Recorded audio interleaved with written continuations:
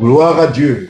Bienvenue sur cette édition de Atmosphère de miracle. Je voudrais vous inviter, chers internautes, à lire avec moi dans l'Évangile selon Luc, le chapitre 9, à partir du verset 28 jusqu'au verset 36. Environ 8 jours après qu'il eut dit ces paroles, Jésus prit avec lui Pierre, Jean et Jacques et il monta sur la montagne pour prier. Pendant qu'il priait, l'aspect de son visage changea et son vêtement devint d'une éclatante blancheur. Et voici deux hommes s'entretenaient avec lui. C'était Moïse et Élie qui, apparaissant dans la gloire, parlaient de son départ qu'il allait accomplir à Jérusalem. Pierre et ses compagnons étaient appesantis par le sommeil, mais s'étant tenus éveillés, ils virent la gloire de Jésus et les deux hommes qui étaient avec lui. Au moment où ces hommes se séparaient de Jésus, Pierre lui dit: Maître, il est bon que nous soyons ici. Restons 3 tentes, une pour toi, une pour Moïse et une pour Élie. Il ne savait ce qu'il disait. Comme il parlait ainsi, une nuée vint les couvrir. Et les disciples furent saisis de frayeur en les voyant entrer dans la nuée. Et de la nuée sortit une voix qui dit: Celui-ci est mon fils élu,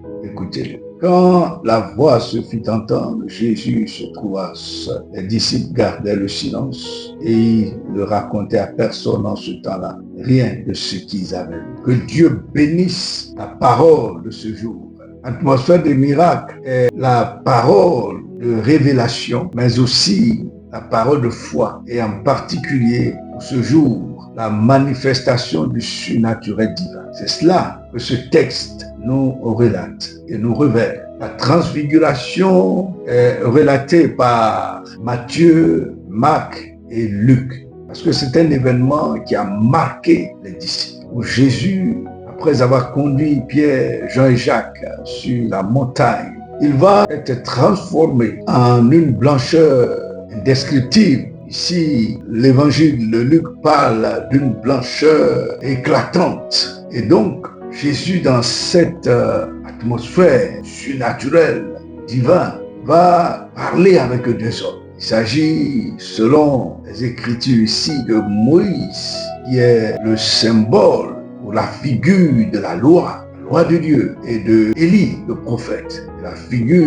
prophétique. Donc, la loi et les prophètes qui ont parlé de Jésus avant même sa naissance, qui sont ici incarnés à travers ces deux figures, vont apparaître dans cette vision, dans cette révélation, dans cette manifestation aux disciples, et ils vont s'entretenir avec Jésus de quoi? De sa mort à la croix qui allait bientôt s'accomplir à Jérusalem. Et donc cette expérience du surnaturel divin va bouleverser la foi des disciples, la foi de ces témoins de ce miracle. Et Pierre le dit au Seigneur: il est bon pour eux de rester avec ces deux prophètes, Moïse et Élie, ainsi que Jésus lui-même, en leur construisant 3 tentes au sommet de cette montagne, parce qu'il faisait bon vivre selon ce que Pierre venait de vivre en cet endroit. Il était subjugué, émerveillé par cette manifestation. D'ailleurs, il en parlera dans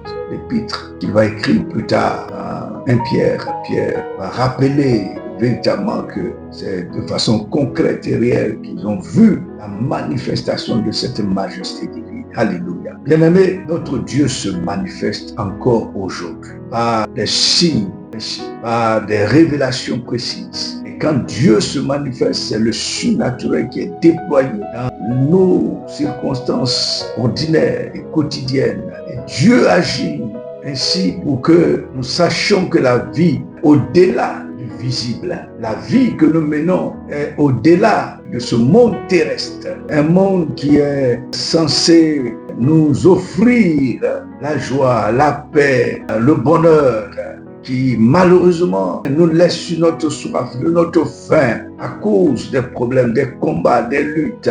Alors, si l'opportunité a été donnée à Pierre et aux autres de découvrir que au-delà de ce monde physique et terrestre, il y a un autre monde mieux que celui dans lequel nous vivons. C'est d'ailleurs pourquoi Pierre voulait rester sur la montagne pour vivre encore ce surnaturel divin. Toi qui n'as pas d'espoir, toi qui ne sais où aller, toi qui penses que ce monde dans lequel tu vis est limité à ton environnement, ce que tu vois, je veux t'annoncer Dieu veut se révéler à toi. Dieu veut manifester sa grâce. Dieu veut envoyer à toi la manifestation du surnaturel divin qui va te faire entrer dans le meilleur de ta vie, dans le bien-être de ta vie. Alléluia. Dieu veut le faire à une condition, comme il est ici révélé au verset 29. Pendant qu'il priait, s'agissant de Jésus, l'aspect de son visage changea et son vêtement devint d'une éclatante blancheur. C'était pendant que Jésus priait, c'est la condition. Pendant qu'il priait. Dans la pensée de Luc, il y a cette expression qui revient constamment. Dans Luc 3, verset 21, pendant que Jésus priait, le ciel s'ouvrit et il y a des manifestations surnaturelles. Pendant que Jésus priait, ici, il y a aussi une manifestation de ce genre. Pour dire que la condition de Dieu, selon Luc, pour que la manifestation du surnaturel divin soit possible, mets-toi à prier. N'arrête pas de prier. Et pendant que tu pries, dans l'élan de l'accomplissement même de l'action de la prière, Dieu se révèle, Dieu se manifeste. A-t-il pas dit, invoque-moi, je te répondrai. Je te montrerai des grandes choses, des choses cachées que tu ne connais pas. Toi qui attends de Dieu une révélation particulière, toi qui attends de Dieu une manifestation particulière, au nom de Jésus-Christ, n'arrête pas de prier. Persévère dans la prière, car l'exaucement est au bout de cette persévérance. Et tu verras la manifestation. Donc ta circonstance, ta situation autour de toi sera transformée. Et bien comme Jésus a été lui aussi transformé dans cette éclatante blancheur. Oh, je prie que les ténèbres tout autour de toi fuient et laissent la place à la lumière de Christ dans ta vie. Je prie que l'obscurité autour de toi soit chassée. Laisse la place à la nuée qui est